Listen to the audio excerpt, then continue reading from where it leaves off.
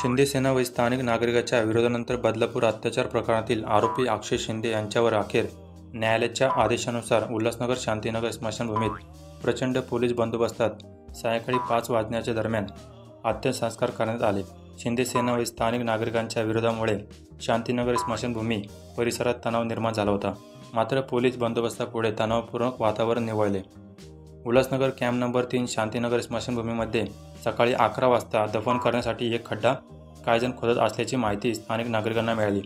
त्यांनी यावर अधिक चौकशी केली असता बदलापूर अत्याचार घटनेतील आरोपी अक्षय शिंदे यांच्यावर अंत्यसंस्कार करण्यात येणार असल्याची माहिती त्यांना मिळाली.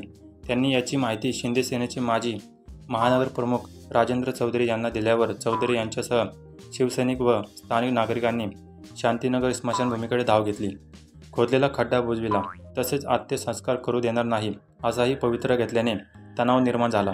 बदलापूर येथील राहणारा अक्षय शिंदे यांचे उल्हासनगरात अंत्यसंस्कार का, असा प्रश्न चौधरी यांच्यासह नागरिकांनी पोलिसांना केला.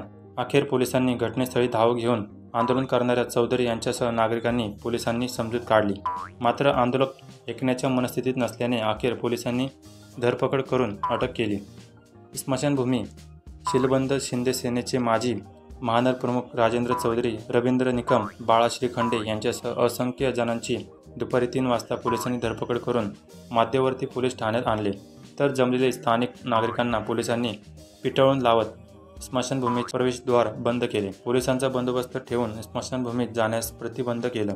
शिंदे सेनेचे राजेंद्र चौधरी यांच्यासह स्थानिक नागरिक व महिला अक्षय शिंदे यांच्या अंत्यसंस्काराला विरोध करीत अंत्यसंस्कारासाठी खोदलेला खड्डा बुजवण्यात आला. यावेळी नागरिकांनी अंत्यसंस्काराला विरोध करीत घोषणाबाजी करून परिसरात दणदणून सोडला.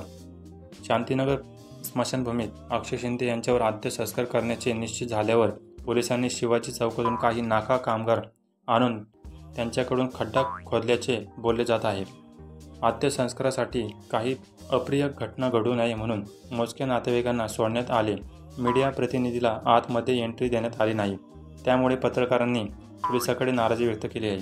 असेच माहितीपूर्वक व्हिडिओ पाहण्यासाठी आमच्या YouTube चॅनलला सबस्क्राईब नक्की करा.